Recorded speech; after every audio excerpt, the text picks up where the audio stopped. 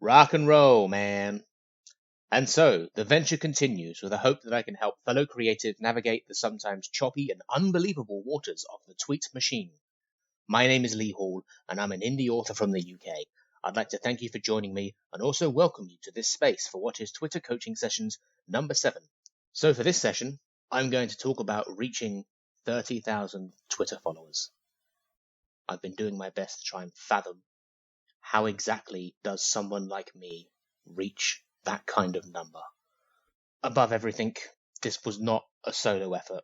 It wasn't just me. And as far as I'm aware, the majority of my following chose to connect with and follow me.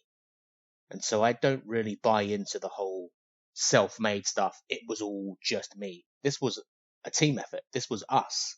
And all of my success on the platform was driven by an us, not just a me. It was driven by and embraced by others. I was made by the writing, reading, and creative community, along with anyone else who has discovered me on the platform and beyond. And so, how can I unpack that and deliver that in a way that helps you? My journey to 30,000 Twitter followers was governed simply by turning up every day for an extended period of time and figuring out what works for both me and my audience. I didn't read a manual or do any real studying, and that's the beauty of the platform and probably wider social media in general. Figuring it out on the journey yourself and seeing good results eventually by putting in the time, embracing the journey. All of that and all of what I've done and succeeded is possible for anyone. Now, these coaching sessions basically serve as a recollection of what I've learned over the years to hopefully help you save some time. But just how did I get there? How did I get to 30,000 Twitter followers? Over the years, I've forged a collection of tools to give myself the best possible chance of Twitter success. And probably more importantly, fun. Okay, fun might be a stretch too far, but let us just shoot for mild enjoyment. For the sake of reflection, with a hope to help you, I'm going to unpack my Twitter tool bag because firstly, I love an analogy. And secondly, I'm going to use it to explain how I reached 30,000 Twitter followers. For a wider and more specific look at the many elements of Twitter and my journey, be sure to sign up and check out the rest of the series. So firstly, thank you to those who have helped me on Twitter in the many years. Thank you for all the ways that you've helped me. I will say before starting that Twitter is not for everyone, and I kind of engineered my own experience to suit me. Let us dive in. Firstly, social media carries a certain negative perception sometimes. It can be a drain on our mental health and our time. And every day on Twitter, there is some kind of drama, whether it is from something on the platform or a subject from far and wide in the news or the media. Now, for nearly 10 years, I have managed to stay out of the drama that seemingly unfolds daily. And the key to that, quite simply, is choice. I choose to stay away from subjects that cause any big time debate or argument, any passionate opinion. I've said in previous sessions that even passionate opinion can be a causation of drama. And well, I'm not a fan of drama. I'm a fan of opinion. And of course, democracy is something that I hugely support, but I'm not a fan of confrontation, which is sometimes linked to opinion. And confrontation is stressful to me. And above all, it doesn't sell books or really make friends most of the time. And I am proof that you can stay away from the heavier subjects on Twitter and still be a success. And more importantly, find a way to enjoy it. Now, like I have mentioned before, I'm a huge supporter of freedom of speech, of course. But do I really need to go flying into someone's replies with my passionate opinion that may or may not be understood? You can probably grasp where that's going to go, quite literally anywhere from full-on back and forth arguments to so much more negativity. This has the potential to ruin my day. And there are already too many real-life things that already threaten that. So here comes my first tool, and that being tone. Now, my tone on Twitter is mostly light and neutral. With most subjects, my seat is firmly placed on the fence in terms of opinion. In fact, you can picture my fence. It's actually more of a bench that I just perch on most of the time. And this is intentional, and I am constantly conscious of my tone because of that certain negative perception social media carries. Even being neutral is considered pleasant to some. And I have a saying when it comes to this: one person's strong opinion today is a reason to be unfollowed tomorrow. And so that brings us to my next tool, a thick skin, which kind of has a lot of applications. But let me just say that sometimes on Twitter, you're going to see things you don't like. And on the odd occasion, you might have someone say something directly to you that you might not understand and or like. Now, I can have the most pleasant or neutral tone out there, but that still won't stop everyone else from all over the world saying stuff to me that I might not like. Now, I'm not blaming everyone else and saying that I'm perfect, but most of the time, when that sort of thing happens, if it's not abuse, I simply scroll on by to avoid confrontation, the stress of things like that. This keeps me safe most of the time, and having a thick skin means that I don't take stuff too seriously in that regard. This is social media, and sometimes you have to just view it as only social media. You can put the device down and go and talk to a human being, or you can even talk to yourself in the mirror. I do that a lot. I'm not crazy. You can listen to me talk a lot more about staying safe and scrolling on by in the previous coaching session. So we've got tone, a thick skin, perhaps a good scroller for your mouse. Probably my best friend on Twitter is time and timing, another tool.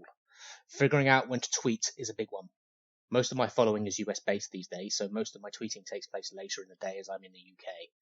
Generally, anything important like a book plug or a blog post, I wait until later in the day to put it out. And as a general rule for all, if you spend your day tweeting and gathering engagement and visibility during that time, save the big time stuff or the important plug of a book or an announcement, something like that, till later on, and it will give you a better chance of being seen and having some success with it. Next up, we've got a relatively newer tool that I've really yet to mention in these coaching sessions, and that's a good memory. Now, this applies to pretty much everyone on the platform and it's linked to timing. So if you can remember what time works, what types of tweet works, what works for you, stick with it. My journey is defined by doing more of the good things and the simple things that work and less of the stuff that doesn't. Being random is kind of the opposite to consistent to me. It's okay to put something randomly funny out every now and then, but consistency is where you will find the real grit of success on the platform.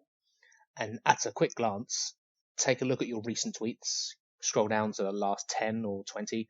Just look at the ones that were most liked or were generally popular. Try to emulate or do more of this. Consider timing and subject matter.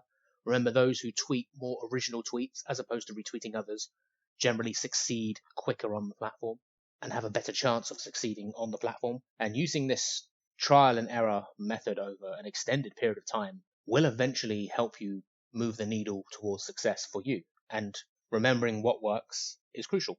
But what does one tweet about exactly? From the previous sessions, you should know about the 5 elements that I use. And as long as a tweet aims to inspire, inform, entertain, give value, and of course, provide some kind of incentive, then you should be on your way to good things.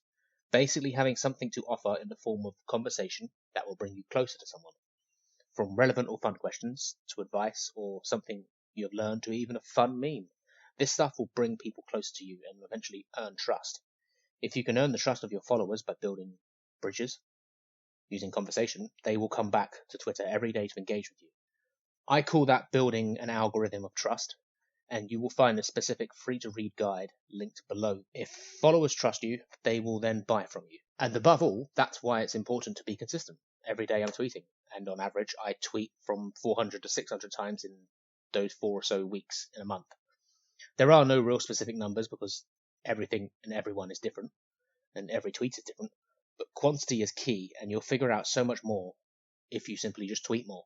Now, a lot of my advice is broad and non-specific because the variables are always moving on Twitter. The algorithms are always being adjusted, and so your own consistency and just being human will beat any line of code or any machine eventually. Saying that, there are some practical tips that helped me grow on Twitter. They were kind of revelations to me, but firstly, link dropping. I don't drop a single link on a tweet at all now. I put it in the reply, which helps my visibility most of the time. Twitter wants you and all of its users to stay on the platform, so hiding the link in a reply will help your tweets be seen. And that is if you have to share a link. Most of the time now, if you have the right setup, if you have a link in your pinned tweet or on your profile, or even just sharing a book banner with a clear title, if readers are inclined to find your book, they will just search for it on Amazon. And if it's searchable, and if the keywords line up, they will find it. Replying back where possible. I've said this one before, and recently on Twitter I say it quite a lot, but replying back wherever possible will help your overall visibility big time. Muting notifications. As you grow on Twitter over time, there might be some tweets that get a near overwhelming amount of notifications. Just mute them to save the deluge and come back in your own time. I do this quite often. Visual stuff helps sell things.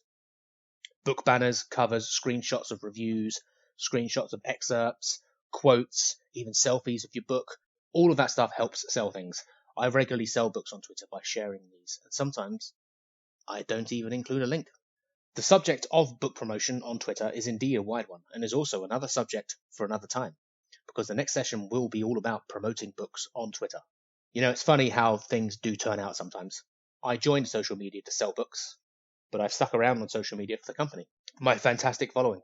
Whilst I do sell books, I am drawn to Twitter for other reasons now, and over the years I've tried to make my Twitter a pleasant place to be, without tempting fate too much. I think for the most part, I've succeeded. Twitter has now become interwoven with my purpose as a creative, and I am at home amongst the community I've found. To me, social media is an opportunity and also a wonder of the modern world in terms of being social. Twitter is a natural fit for writers and many other creatives, because at the core of it is being creative to find the appeal of others and to connect with others. I hope this session was of some use to you, and for those who do follow me on Twitter, over 30,000 of you, thank you. Thank you very much. You'll find me every day on the platform trying to get better and trying my best to keep going. Those who do keep going eventually figure it out and find rewards. I've already got my eye on the next milestone, and I will keep going to get there. All of this is just in the eye of the beholder, and yes, 30,000 followers is very impressive. But in my eyes, Twitter is a good place to be for me. If there was just a line or two to explain everything I've achieved on this platform, it would be this. And I will finish with this also. For all the things you want to be on social media, just be kind. Kindness sticks out these days, and good people will remember you for it. Thank you for listening. Of course, please consider signing up to be a Rockstar patron. There is plenty more content to come.